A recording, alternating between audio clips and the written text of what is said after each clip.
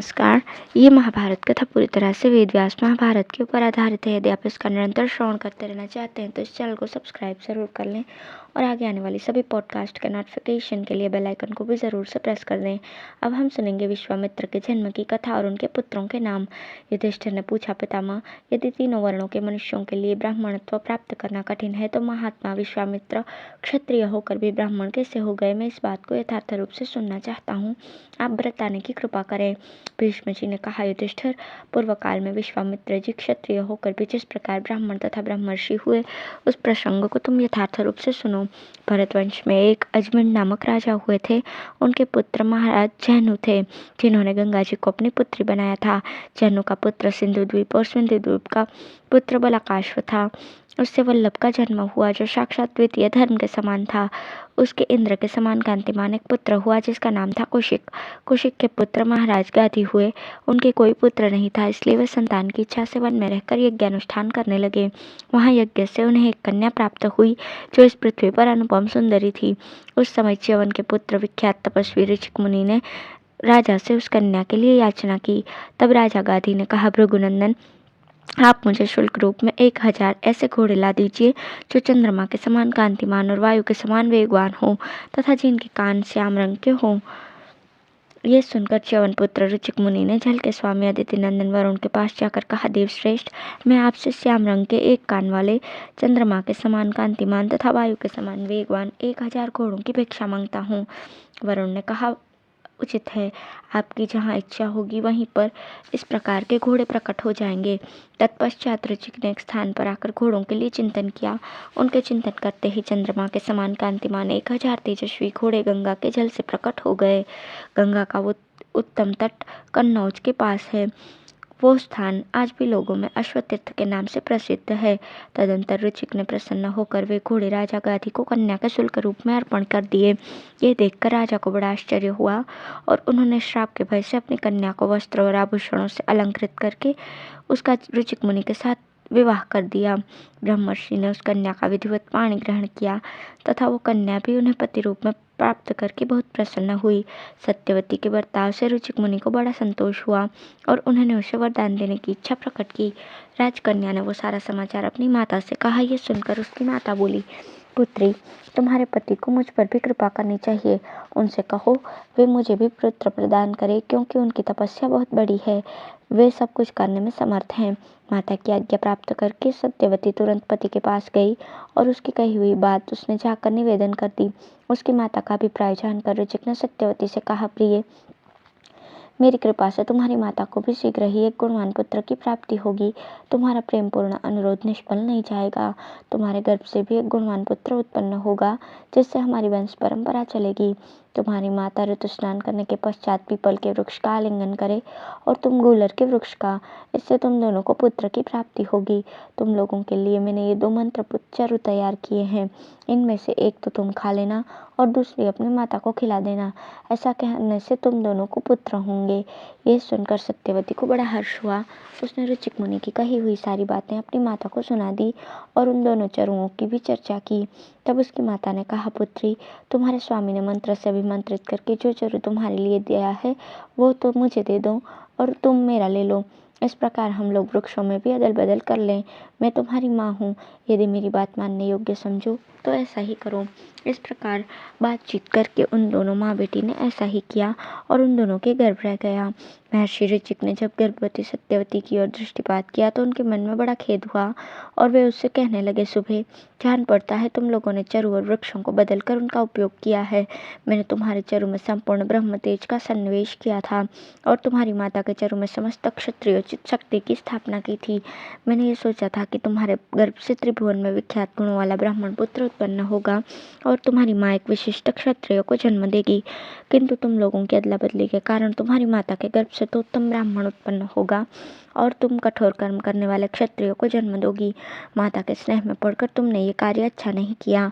पति की ये बात सुनकर सत्यवती शोक से संतप्त होकर पृथ्वी पर गिर पड़ी। थोड़ी देर में जब उसे चेत हुआ तो वो स्वामी के चरणों में सर रखकर बोली, ब्रह्मर्षि, मैं आपकी पत्नी हूँ और आपको प्रसन्न करना चाहती हूँ। मुझ पर कृपा कीजिए। मेरा पुत्र क्षत्रिय न हो। मेरे पुत्र का पुत्र भले ही कठोर कर्म करने वाला हो जाए, परंतु मेरा पुत्र ऐसा न हो। मुझे यही वर दीजिए। जब तब उन महातपस्वी ने अपनी भार्या से कहा, अच्छा ऐसा ही हो।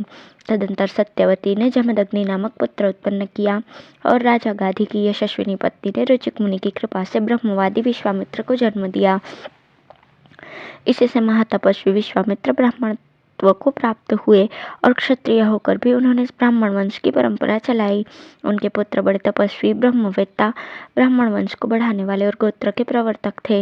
मधुच्छंदा, देवरात, अक्षय, शकुंत, बभ्रु, कालपत, याज्ञवल्क्य, स्थोण, उलुक, यमदूत, सैंत्यवायन, वल्गुझंग, गालव, वज्रस, सालमकायन, लीलाढ्य, नारद, कोर्चामुख, वादुली, मूषल, वक्षोग्रीव, आंध्रिक, शिलायुप, शुचि, चक्रक, मारुतन्वय, वातघ्न, आश्वालायन, श्यामायन, गार्ग्य, झाबाली, सुश्रुत, कारिषी, सत्श्रुत्य, पर, पौरव, तंतु, कपिल, ताड़कायन, उपगहन, आशुरायण, मार्दमर्षि, हिरण्याक्ष, झंगारी, बब्रवायणी, भूति, विभूति, सूत, सुरकृत, अराली, नाचिक, चांपे, उज्जयन, नवतंतु, बकनख, सेयन, यति, अम्बोरु, चारुमत्स्य, ऋषि, गार्धभी, उज्जयोनि, उदापेक्षी और नारदी, ये सब ऋषि विश्वामित्र के पुत्र थे तथा विश्वामित्र जी यद्यपि क्षत्रिय थे तथापि रुचिक मुनि ने उनमें ब्रह्म तेज का आधान किया था।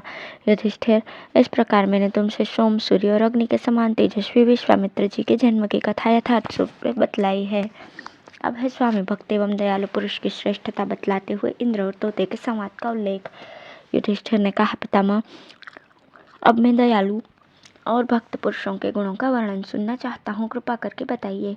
भीष्म जी ने कहा, युधिष्ठिर, इस विषय में भी तोते के साथ इंद्र का जो संवाद हुआ था उससे मैं तुम्हें बता रहा हूँ, सुनो। काशीराज के राज्य की बात है। एक व्याध विष में बुझाया हुआ बाण लेकर गांव से निकला और इधर उधर मृगों को ढूंढने लगा। एक घने जंगल में आकर उसने थोड़ी दूर पर कुछ मृग देखे। उसने उन मृगों को लक्ष्य करके बाण चलाया, किंतु निशाना चूक जाने से वो बाण एक महान वृक्ष में धंस गया और उसका तीक्ष्ण विष सारे वृक्ष में फैल गया। इससे उसके फल और पत्ते झड़ गए और वो वृक्ष धीरे धीरे सूखने लगा। उसके खोखले में बहुत दिनों से एक तोता निवास करता था। उसका उस वृक्ष के साथ बड़ा प्रेम था, इसलिए वो सूखने पर भी उसे छोड़कर कहीं जाना नहीं चाहता था। उसने बाहर निकलना बंद कर दिया और चारा चुगना भी छोड़ दिया, अतः अब उससे बोला तक नहीं जाता था। इस प्रकार वो धर्मात्मा शुक कृतज्ञतावश उस वृक्ष के साथ अपने शरीर को भी सुखाने लगा। उसकी उदारता, धैर्य, अलौकिक चेष्टा और सुख दुख में समान वृत्ति देखकर इंद्र को बड़ा आश्चर्य हुआ। फिर उन्होंने ये सोचकर मन को समझाया कि इसमें आश्चर्य की कोई बात नहीं है, क्योंकि सब जगह सब प्राणियों में सब तरह की बातें देखने में आती हैं। तदंतर इंद्र पृथ्वी पर उतरे और ब्राह्मण का रूप धारण करके उस पक्षी से बोले, पक्षियों में श्रेष्ठ शुक, मैं एक बात तुमसे पूछता हूँ, तुम इस वृक्ष को क्यों नहीं छोड़ देते? इंद्र के इस प्रकार पूछने पर तोते ने मस्तक झुकाकर प्रणाम किया और कहा, देवराज, आपका स्वागत है। मैंने अपने तपोबल से आपको पहचान लिया है। उसकी बात सुनकर इंद्र ने मन ही मन कहा, वाह, क्या अद्भुत विज्ञान है। फिर उन्होंने वृक्ष के प्रति उसके प्रेम का कारण पूछते हुए कहा, सुख, इस वृक्ष पर न पत्ते हैं, न फल, और न अब इसके ऊपर कोई पक्षी रहता है। इतना बड़ा जंगल पड़ा हुआ है तो तुम इस सूखे वृक्ष पर किस लिए रहते हो? यहाँ और भी तो बहुत से वृक्ष हैं जिनके खोखले पत्तों से ढके हुए हैं, जो देखने में सुंदर हरे भरे हैं तथा जिनके ऊपर खाने के लिए काफी फल मूल मौजूद हैं। इस वृक्ष की आयु समाप्त हो गई है, अब इसमें फलने फूलने की शक्ति नहीं रही तथा ये निस्सार और श्रीहीन हो चला है, अतः अपनी बुद्धि से सोच विचार कर इस ठूठे पेड़ को तुम त्याग दो। भीष्म जी कहते हैं, धर्मात्मा शुक ने इंद्र की बात सुनकर लंबी श्वास छोड़ते हुए दीनवाणी में कहा, देवराज, मैंने इस वृक्ष पर जन्म लिया और यहीं रहकर अच्छे गुण सीखे हैं। इसने अपने बालक के समान मेरी रक्षा की और शत्रुओं के आक्रमण से बचाया है, इसलिए इस वृक्ष पर मेरी बड़ी भक्ति है। मैं इसे छोड़कर और कहीं जाना नहीं चाहता। दया रूप धर्म का पालन कर रहा हूँ, ऐसी दशा में आप कृपा करके ये व्यर्थ सलाह क्यों दे रहे हैं? साधु पुरुषों के लिए दूसरों पर दया करना ही सबसे महान धर्म बतलाया गया है। सहस्त्राक्ष, जब देवताओं को धर्म के विषय में संदेह होता है तो वो इसका समाधान आपसे ही पूछते हैं, इसलिए आपको देवताओं का राजा बनाया गया है। अतः आप मुझे इस वृक्ष को त्यागने के लिए न कहिए, क्योंकि जब ये हर तरह से समर्थ था उस समय तो मैंने इसी के सहारे जीवन धारण किया, और आज जब ये शक्तिहीन हो गया तो इसे छोड़कर चल दूं, ये कैसे हो सकता है। तोते की कोमल वाणी सुनकर इंद्र को बड़ी प्रसन्नता हुई।